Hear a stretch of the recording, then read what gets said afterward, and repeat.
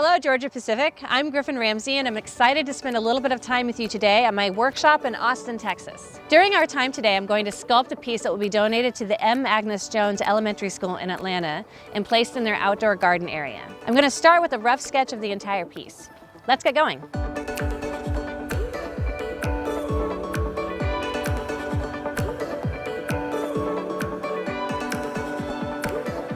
One reason why I'm a sculptor is that there's a lot of power in being able to bring something into existence in a solid form. And when I'm carving and I'm really in the zone, I can see it all. And I don't even have to think before the saws they're cutting away. And it's like this shape is just emerging out of it. And sometimes I have instincts, I don't know where they come from.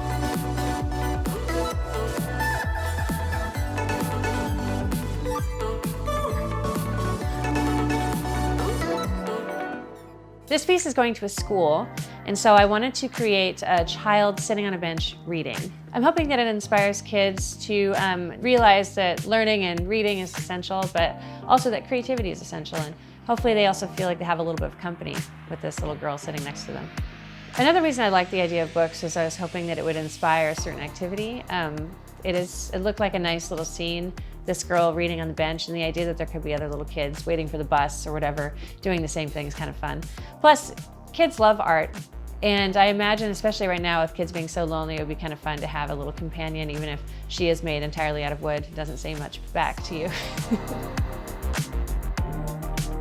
Often when I'm sketching, I'll use a combination of photos that I find, Photoshop, also drawing by hand. I think for this one, I put together a few images in Photoshop, like the head of one girl with the body of another girl in a certain pose with books around, and then I printed it out because it looked kind of awkward.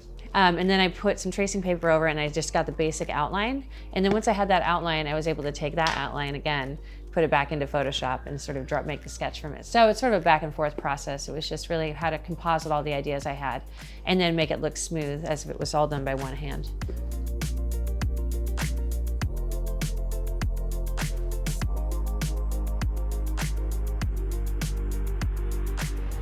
We are heading west of Austin to source some wood for this project. I have a lot of piles of wood at my shop, but some of the stuff that people give me has a lot of metal in it, and I'm working on a bit of a tight schedule right now, so I don't really need to encounter any problems. So I'd like to just buy some nice clean material to start with.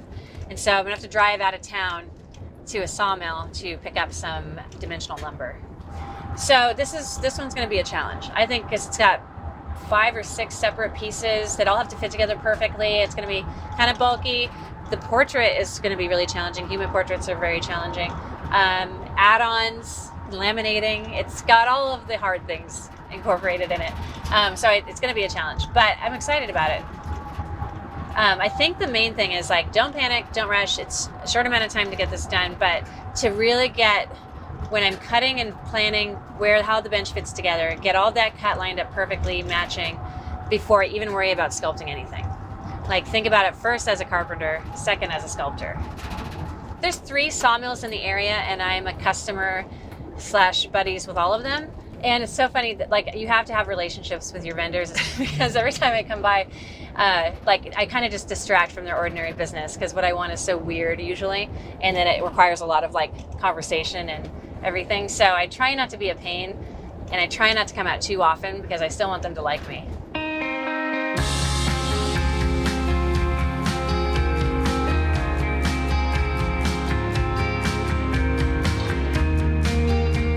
I feel bad because every time I come out to the sawmill, the log I want is always at the bottom of the pile, the back of the log pile, and so they got the forklift to move all the logs around for me. And so far, they're nice about it. I don't know how much longer I can push it.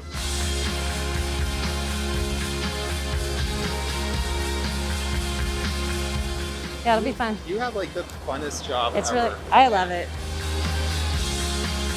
I don't always use sawmills. Sometimes I am gifted the material, or I go on a material hunt, or I do Craigslist, and it's this sort of, every single time it's an adventure. Even if I'm buying it from a sawmill, which is a relatively professional place to buy wood from, it's always some big adventure because it's so large. So every piece I make has a backstory. and the material almost always has backstory. And so for me, the process begins now. It's just as much fun as making sometimes as finding the material I'm going to use. Okay, well, material is found. That's a huge load off my mind because sometimes, you know, when you're looking, you don't always know if you're going to find exactly the right thing, or it's not always easy to find just raw logs to buy. So I'm happy that Kyle had something for me, and actually Kyle just took over ownership of that place, and he's already doing a good job as owner because he upsold me about almost like maybe 70% of what I bought. So he's doing a good job. He's a good businessman. One of the challenges with eastern red cedar, especially in Texas, the trees here don't get very big. So for me to find anything that has enough width or girth diameter to do much with, by the time it has a decent amount of diameter, it tends to have a rotten center.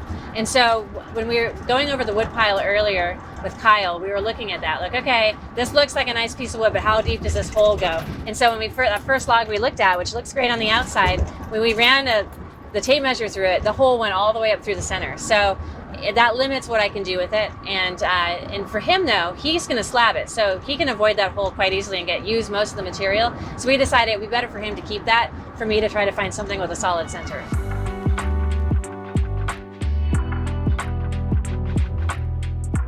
The first step is to get rid of the bark and the sapwood. And on eastern red cedar, it's really obvious to see what the sapwood is because it's a blonde wood on the outside of a deep red heartwood. I prefer to take off all bark and sapwood. As much as people sometimes love the way it looks, it doesn't last as long, especially when it's outside. It tends to attract more insects, and it's spongier, and it deteriorates faster.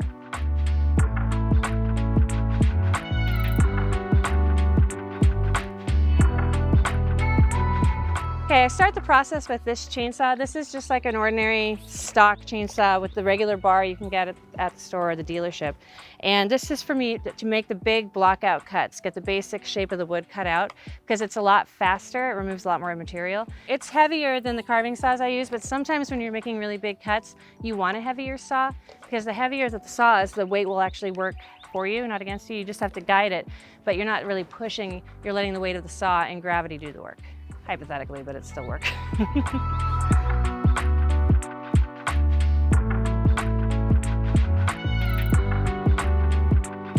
All of the chainsaws, it's ideal to have a sharp chain, and you can tell when it starts to get dull because it starts to make a fine powder.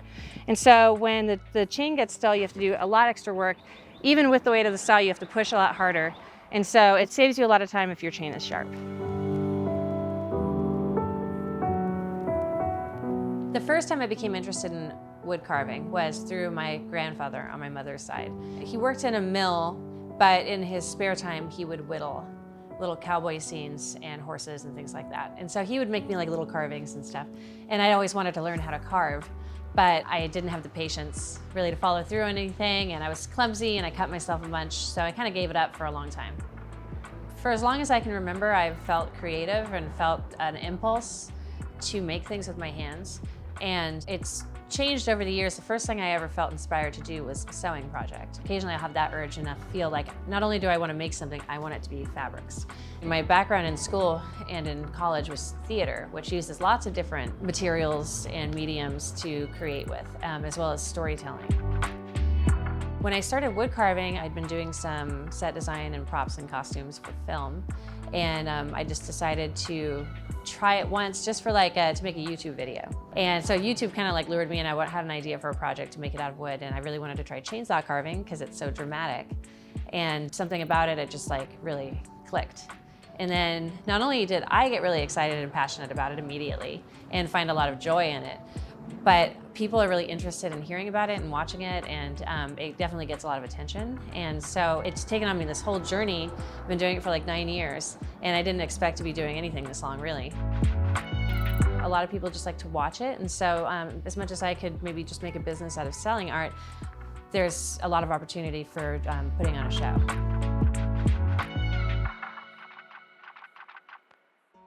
In the first stage of blocking out, I start with the ends of the bench because I want to make sure that they're exactly the right height and they're going to be even.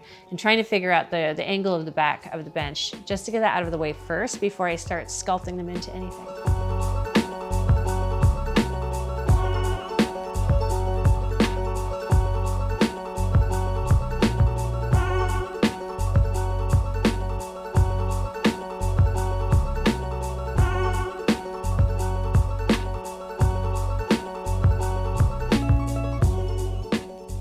After getting the design sketched on, transferring my sketch from projection onto the wood, I am able to make some of the first big cuts on the little girl and block out the basic silhouette of her sitting.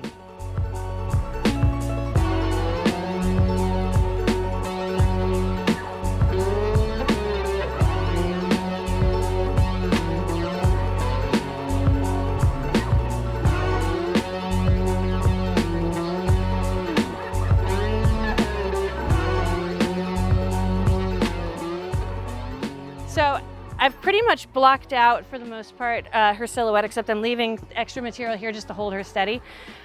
But now that I've done that, I know that her face is not here because her knee is going to be way ahead of her face. So I know her face is going to be further back. So now I can kind of start to work from this side, and using a combination of the front and where all the, the face is, where the hands are, and it's like, so jumping and checking and then coming to the side, I can start to imagine from this plane what she looks like. As I get it blocked out and it's just, I'm gonna leave extra material, then I'll come in with a pen and actually create a silhouette. But at least for now, I can get rid of some of the extra stuff that I know is gonna not be there. And so the blockout stage is essentially, you get rid of the material you know is definitely not there, but you try to leave a little extra, so then when you're sculpting, you've got like material to work with.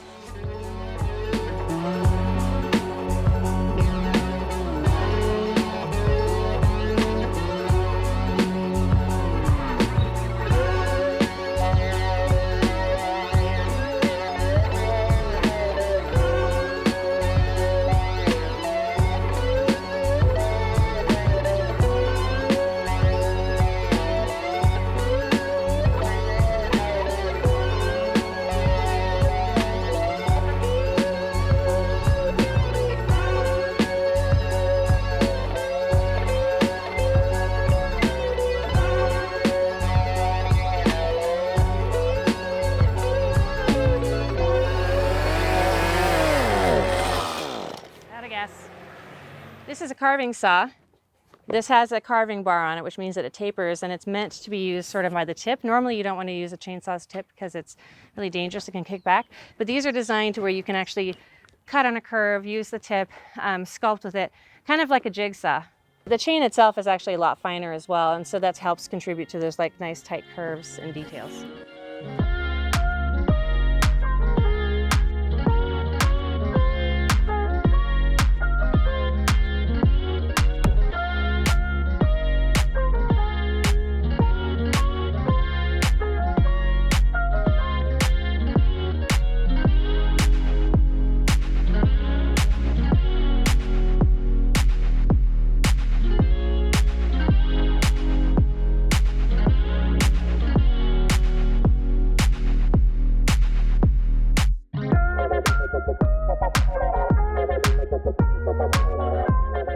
I decided to call in a carpenter to help me with the joinery, and that was a really good idea, because while I was just trying to get my head around the shape of the girl and her body, he was figuring out a lot of the problem solving when it comes to putting up those pieces together and making sure everything joined up well. And so the fact that I didn't have to do that today was awesome. And so Jason's been a big help so far. Good? Yay. Yeah. Whew.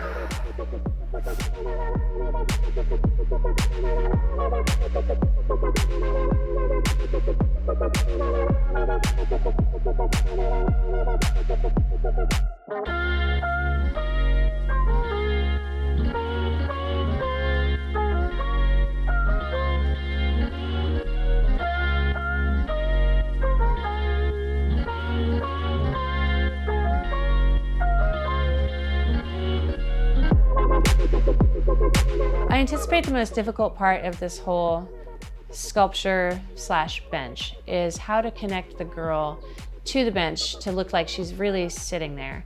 And especially when it comes to the leg that's overhanging, to make sure that it wraps around and actually connects with the base, even though she's sitting on a bit of a lip. And so it's not going to necessarily be easy, but the nice thing about the pile of books underneath is that it doesn't have to particularly look like they can go in any direction, any configuration. And so if I need to like push some books up to match her heel or whatever to compensate, like that's a solution.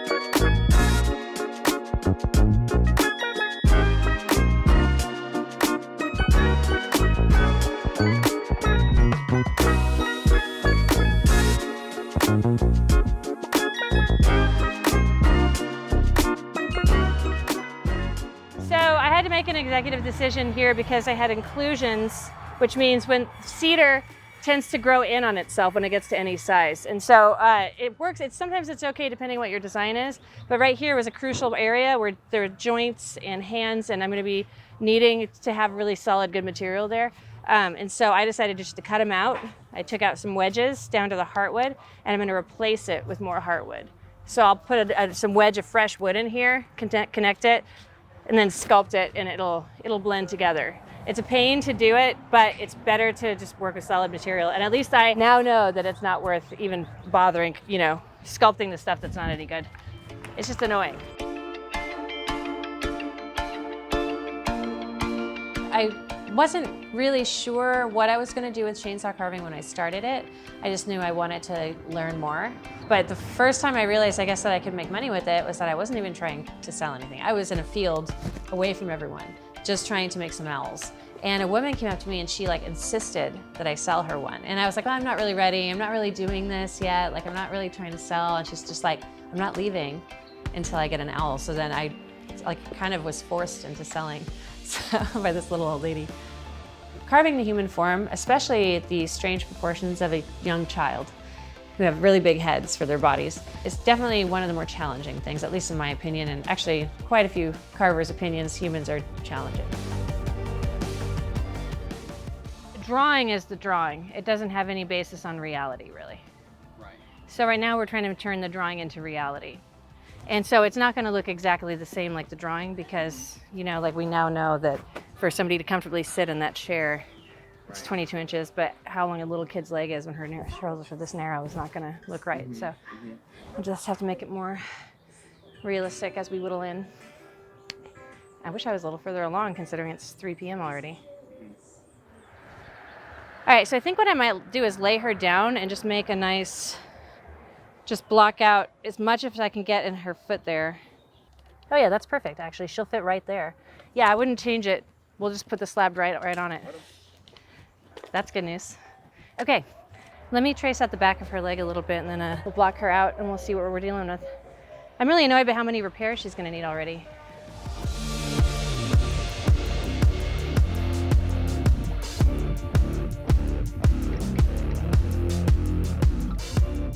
I realized that the legs were way too long, way too adult-like as far as the proportion to the body. And so, but now with the leg coming up, she's not touching the ground. So I have to make sure she's really supported.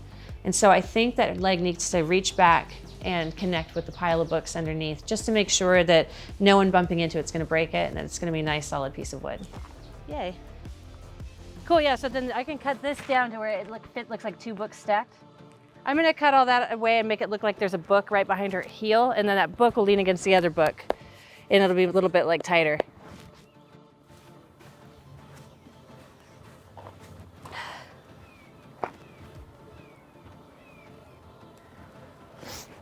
It's hard to even look at it right now.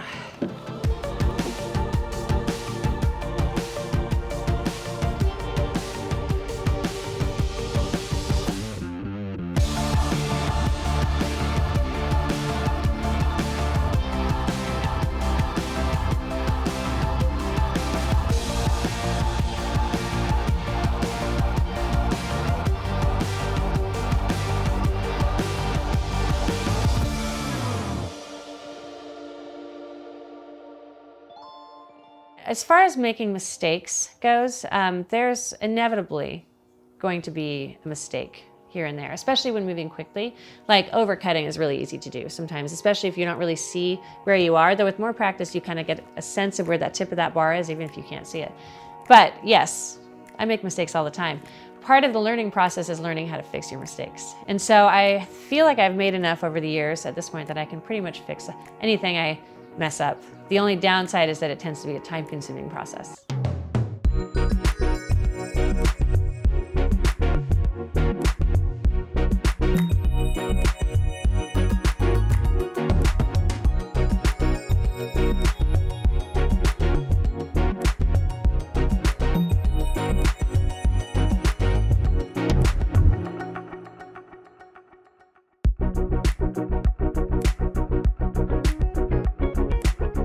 This is probably one of my favorite stages of carving, when I get to put down the big heavy saw that just did the blocking out and pick up the lightweight carving bar chainsaw. So it has a tapered point on the end, and I'm able to use the tip, and I'm also able to cut on a curve. And so I can start doing shaping, and that starts to move really fast and fluently.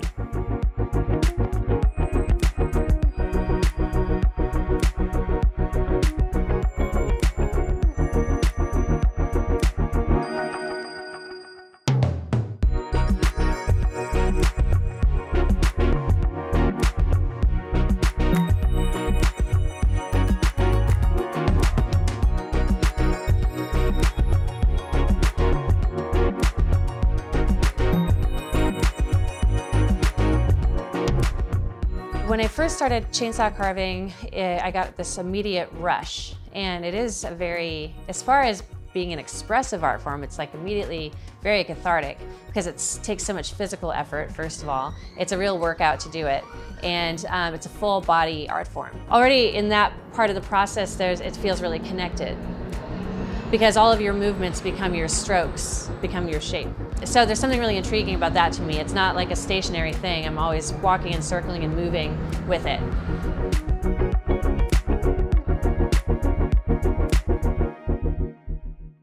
When I first picked up the saw for the first time, it felt like the deadliest thing I could imagine.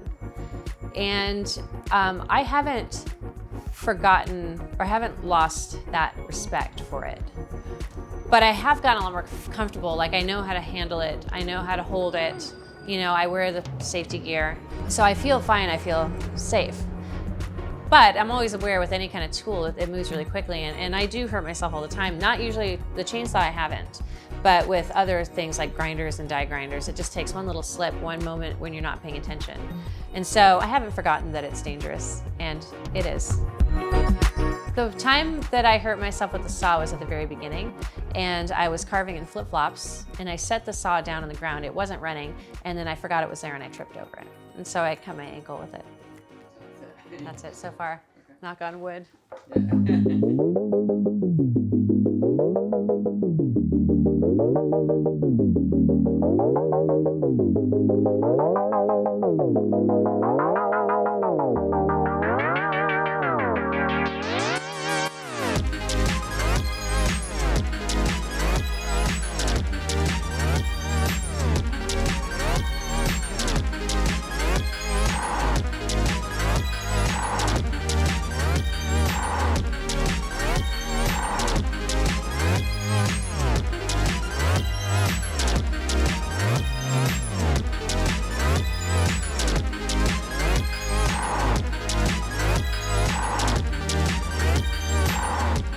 When fixing a crack or fixing an area that I want more material, I can laminate a new piece of wood onto it. So essentially adding wood back.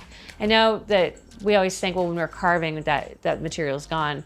Well, there's things you can do about it. It just is better to do it right the first time, but when you can't do things right the first time, a solution is laminating more wood. Also, sometimes if you can't find a log that's large enough, laminating wood together is a solution to create a larger material. On the one hand, it's good to know how to do this, because there's always going to be something with wood. It's an organic material, and these terrible surprises happen all the time.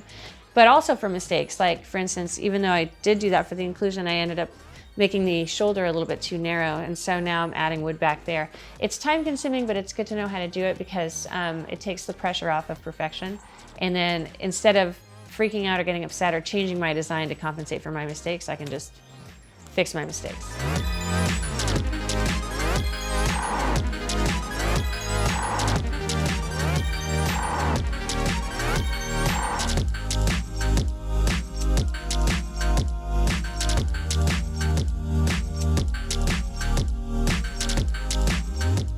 Okay, so that whole thing where if you do what you love, you don't work a day of your life is not true in this case. It's an intense amount of actual physical labor, and it is pretty exhausting. And if I haven't worked in a while or carved in a while, I'll get really sore, and I have a hard time maybe going a full day.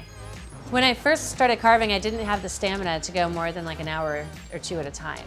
And so I've found that the more I carve, the more fluent my movements are, and also the longer I can go.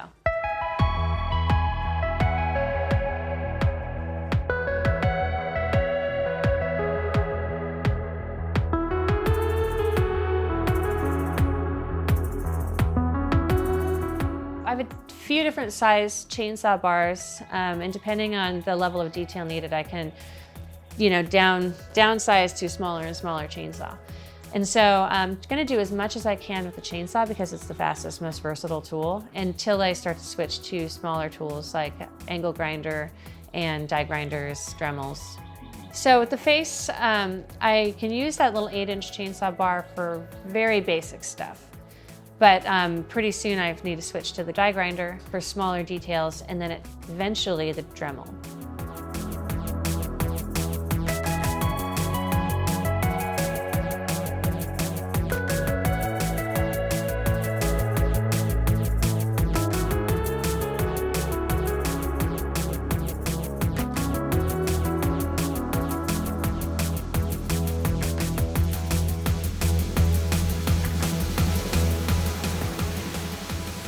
This is my little baby, tiny little baby bar. It's 8 inches, dime tip, the size of a dime, and this is an even smaller chain. It's almost like jewelry.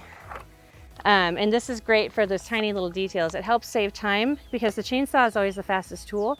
And so by having different sizes, having something this small, I can cut out some of the stuff I would normally have to do with like a die grinder or a Dremel. I can do with this a lot faster.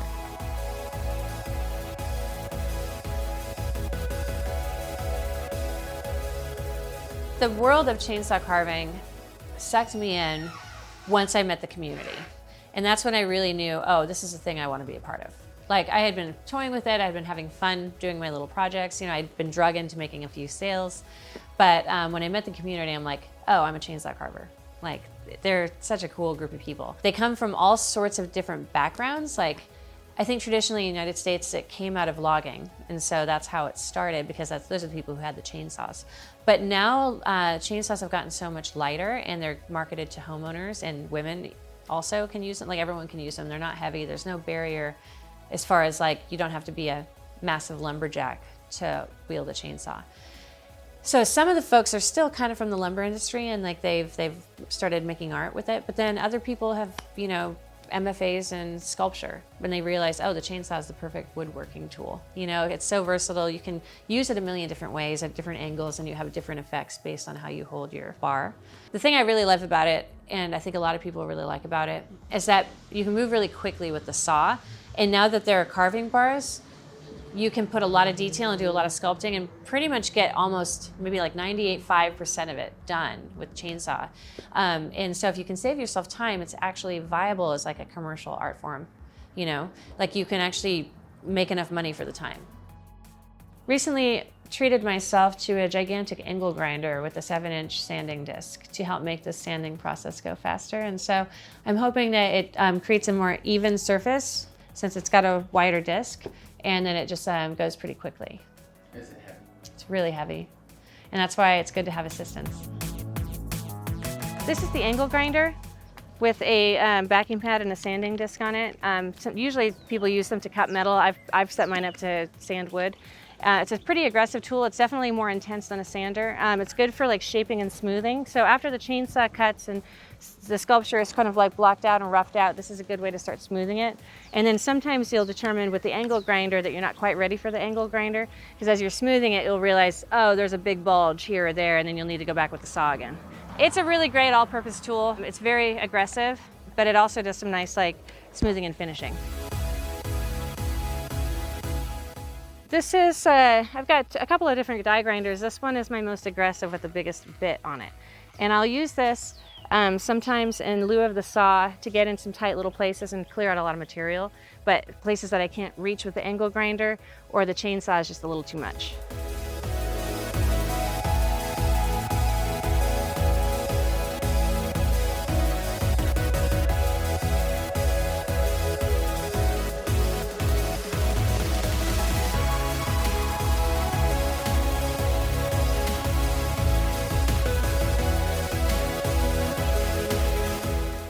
this is a great tool.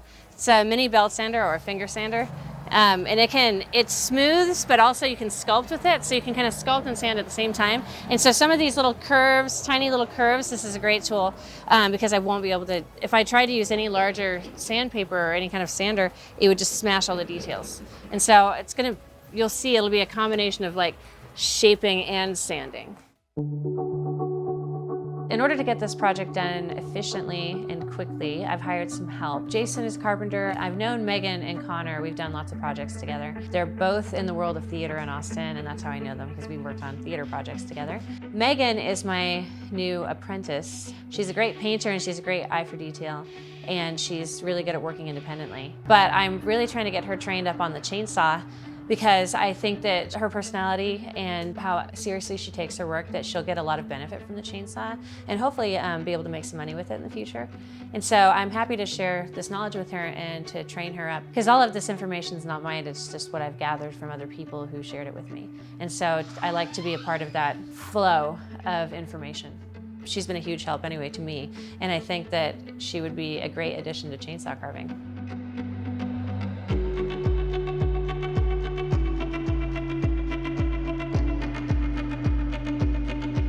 She's a great painter and has a real eye for detail and is good at working independently. And so I asked her if she wanted to learn how to carve, and so she's been helping me with a lot of finishing work, but now we've been doing more chainsaw carving. So, good to have help. I really like it. I find that it's really empowering. I haven't, obviously perfected it, but I'm still learning, but it is definitely something that you feel like powerful. It's really cool, and then, you get to make this art that actually lasts. Yeah, she's super, super creative. It just flows. It's really awesome to see that. And I was really grateful for when she came and sought me out. It was all about, I really am in this industry alone. There's not really very many women around. And so she was just like, I would really like to expand that. And so it's just nice to work with somebody who's, looking out for you like that and thinking of the future and trying to change the industry and, evolve it, elevate it. It's really satisfying to work on a project with other people, and when you get into a rhythm together. And you can start to work a little seamlessly and a little bit less spoken, just more working together in unison. And that from the perspective as at this moment boss, but then also in the past when I've been employee, it's always nice to get into that space with people and to see what you can accomplish together. And at the end of the day, it feels like you did some good work.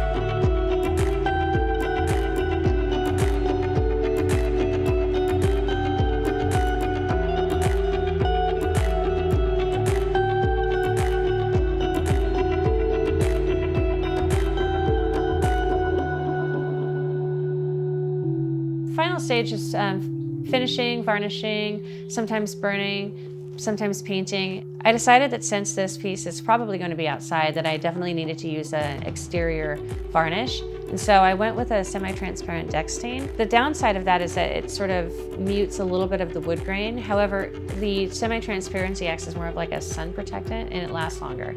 And so I think probably better just to plan for extreme weather and just make it really solid. I'm also going to be adding some acrylic paint here and there, especially on the girl, to make her hair stand out, her facial features stand out, her clothing, and also to hide some of the seams and places where I had to patch and fix the wood.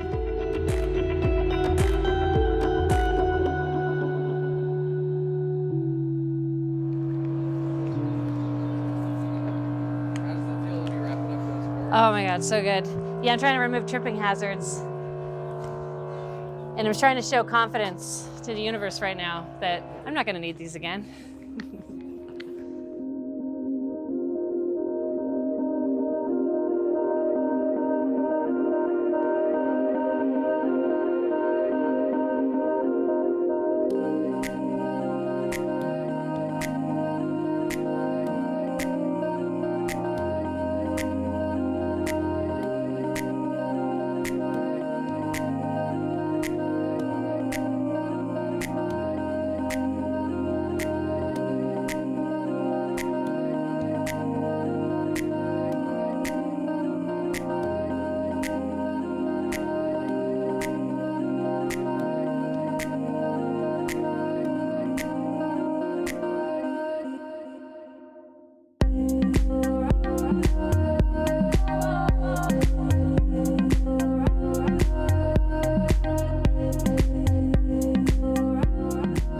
just right now going with one uniform base coat, which is going to be, we'll kind of create the shadows when it comes to the pages in the book and like her clothing and everything. We'll do some dry brushing over it, similar to the books.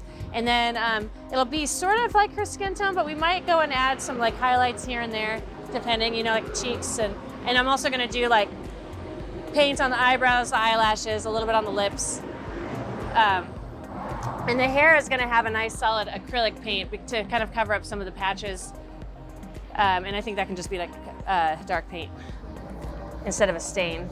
I like that you can at least see, this is semi-transparent, which is better to be outside, lasts longer. And this at least shows a tiny bit of the grain. I wish it would show more like doing a clear coat, but the clear coat just doesn't last as long, and I wanna make sure that this is gonna hold up outside for them since they're putting it in the garden. If we left it just natural wood, it would sort of, this material would go kind of gray over time. I mean, it's pretty stable wood, like cedar's pretty stable. It's gonna crack anyway, like you can already see just from being out and exposed, it's starting to get little fine cracks. But for the most part, it should be pretty good against any major splits because it tends to dry out in kind of like a uniform way that only has little radial cracks in the wood.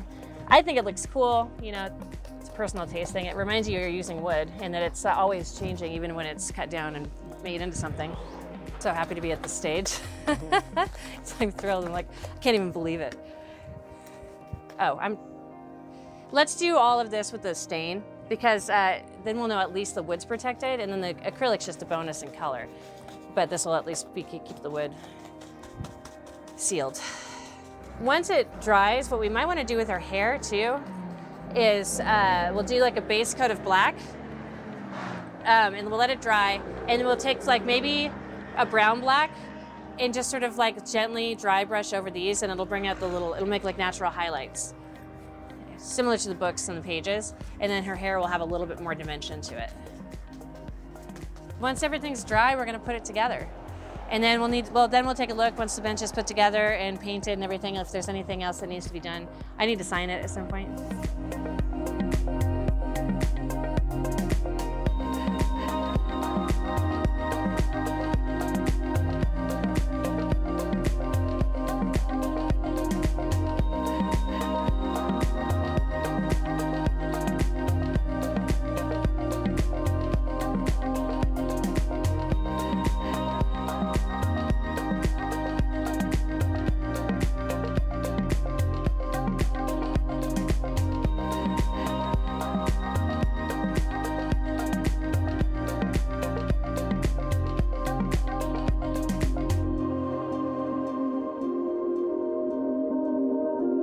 Part of the meaning around this bench is wrapped up in this idea of being essential. And I think one of the really very essential groups of people this last year were the teachers who are working in really terrible conditions and putting themselves at risk and having to just completely change how they do everything and really be there. So I see this bench as sort of a gift for the teachers and the students and having to go through such a challenging year. I really hope that the teachers and the students appreciate the bench and that maybe it cheers them up and brightens their day a little.